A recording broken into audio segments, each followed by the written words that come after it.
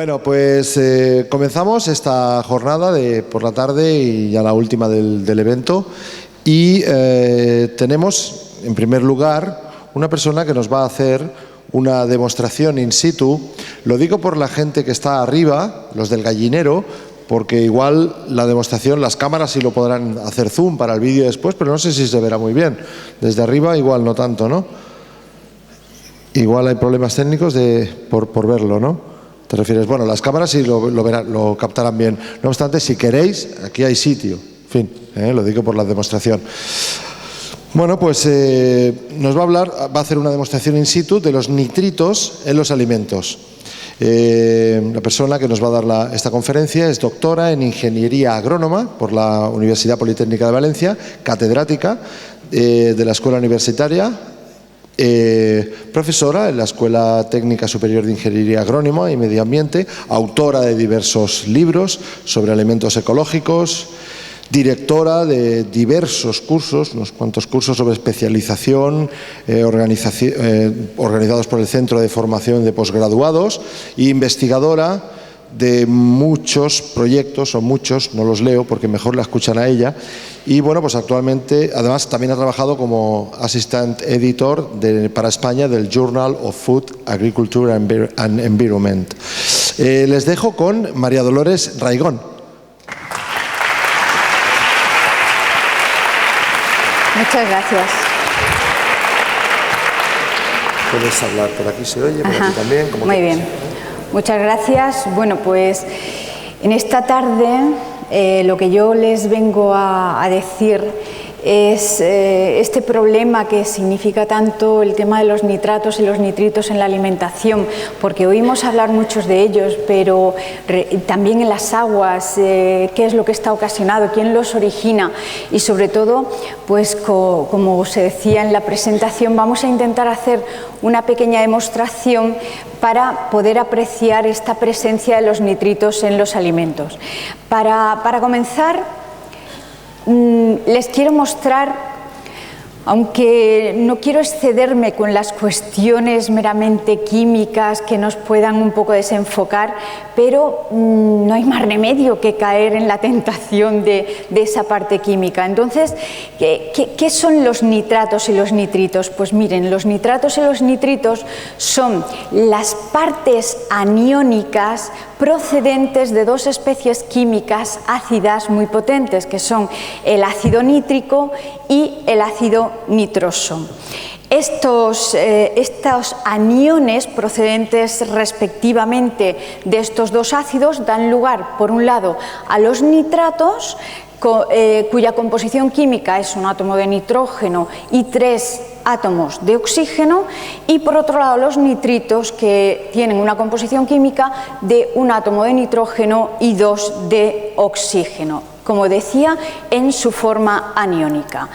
¿Dónde se originan tanto nitratos como nitritos? Pues se originan en lo que en la naturaleza está denominado como el ciclo del nitrógeno. El ciclo del nitrógeno es como el balance de ese elemento químico que está presente tanto en la parte de la atmósfera como en la parte del suelo como en la parte del agua. Entra y sale en función de los determinados procesos, o bien derivados de la agronomía, o bien derivados de las prácticas agronómicas, o bien derivados de la industria de transformación, o bien derivados de diversos procesos de combustión en los vehículos o incluso en la combustión de determinados procesos industriales. Pero también lo encontramos de forma natural, está presente en algunos minerales naturales y también está presente en la parte de la atmósfera de la cual algunas especies vegetales lo pueden fijar directamente en sus raíces, formando parte de una fertilización natural o de una aportación natural de ese nitrógeno para las plantas. Una de las grandes consecuencias que tienen estas dos especies químicas, nitratos y nitritos, es que son especies muy solubles en agua. De manera que cuando están en el suelo, simplemente con un aporte de agua, pues bien por el riego o bien procedente de las lluvias, estas especies químicas se lixivian, es desde el punto de vista agronómico lo que llamamos el lavado de los nitratos, pasando a formar parte de las aguas, bien en diversas formas o bien como muchos llamamos la contaminación por nitratos y nitritos. De ahí esa gran desventaja que tienen estas especies químicas, son altamente solubles en la naturaleza. ¿Dónde se emplean? Pues principalmente lo encontramos en 5 grandes focos de nuestra sociedad. En la agricultura, ahora verán cómo, y es de las más potentes, en la industria, incluso en las plantas de energía solar, en el sector agroalimentario y también en el sector farmacéutico. Miren, en la agricultura, pues desde el descubrimiento del potencial que presentaban los fertilizantes nitrogenados para la agricultura y con el descubrimiento de esa especie natural que era el nitrato de Chile, que no era nada más que el nitrato potásico, pues se descubre un gran potencial para la fertilidad de las plantas. Se descubre que el nitrógeno es un gran elemento para desarrollar un gran vigor en las especies vegetales, algo que también ha tenido una contrapartida, y ahora les contaré.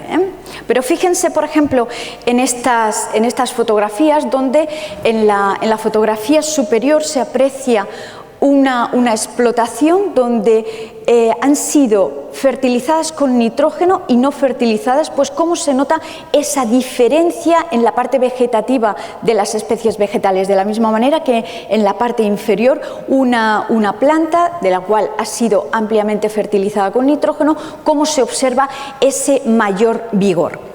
Mayor vigor que también es relativo. ¿Por qué? Porque un exceso de nitrógeno lo que ocasiona es lo que ven en esa plántula de ahí abajo, un exceso de crecimiento de la parte más joven, de la parte verde. Esa parte verde es la parte que tiene mayor atracción para determinados insectos, por ejemplo, para los pulgones. Y muchas veces la deriva de algunas de las plagas está motivada por el exceso del nitrógeno aplicado como fertilizante en las plantas. De la misma manera que un exceso de fertilización nitrogenada pues tiene efectos negativos también sobre algunas producciones. Por ejemplo, los frutos cítricos. Cuando ustedes vean un fruto que tiene un exceso de corteza, ese es un indicativo de que la planta ha sido abonada en exceso con nitrógeno. Por lo tanto, los aportes de nitrógeno tienen que ser ampliamente controlados, primero para no generar repercusiones negativas en la producción vegetal y segundo para que esos excesos en la aportación no deriven en la contaminación de los acuíferos. ¿Cuáles son las formas nitrogenadas más ampliamente utilizadas como fertilizantes químicos de síntesis? Pues son el nitrato potásico, el nitrato amónico y el nitrato cálcico, mayoritariamente. Y esto les hablo, evidentemente, de la agricultura convencional, porque en la agricultura ecológica los aportes fertilizantes se realizan en diversas formas de estiércol más o menos compostado. Bien, en la industria, ¿dónde encontramos la utilización o el empleo de nitratos y nitritos? Las formas principales en las cuales se emplea es en forma de nitrato de sodio y en nitrato amónico, y se utilizan sobre todo en las industrias plásticas y en la del vidrio, o bien como sellantes o bien para el empleo de barnices y pinturas, pero principalmente lo tenemos ahí. En las plantas de energía solar, pues esta ha sido una utilización recientemente encontrada tanto del nitrato sódico como potásico, porque se han encontrado vinculaciones para poder almacenar la energía térmica cuando ésta no es usada o en las horas de radiación difusa por ejemplo, durante la noche, pues estas sales nítricas permiten que se acumule más la energía solar o la energía térmica. En el sector agroalimentario, aquí es donde entramos ya en la parte peligrosa. En el sector alimentario se utilizan las 4 sales, tanto nítricas como en forma de nitratos como de nitritos, sódicas como potásicas, y son los llamados aditivos alimentarios L252, L251, E250 y E249 que ven ahí en la pantalla. ¿Por qué se utilizan estas formas nítricas? Pues se utilizan porque para controlar el botulismo, hace tiempo se encontraron que estas sales podían controlar el Clostridium y podía evitar pues, la degradación o incluso la contaminación microbiana de los alimentos.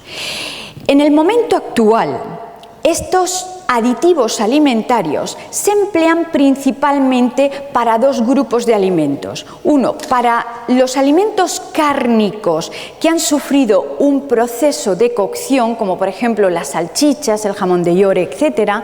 Y para la elaboración del queso, porque permite un endurecimiento del queso.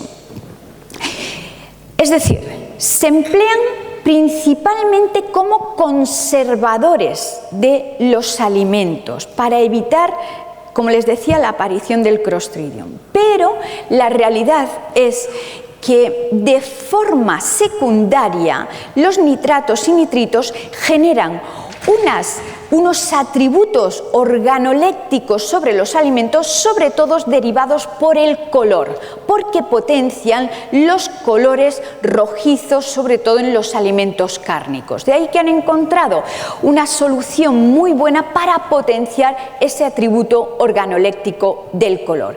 Porque les tengo que decir una cosa, con las altas temperaturas, las altas presiones que se utilizan hoy en día en la industria de transformación de alimentos, realmente se podría no utilizar estas sales nítricas, pero la realidad es que están permitidas y ahora les diré en qué forma están permitidas. Y por último, en el sector farmacéutico, pues miren, los nitratos está como en algunas de sus sales, como por ejemplo la nitroglicerina, se utiliza de forma sublingual para controlar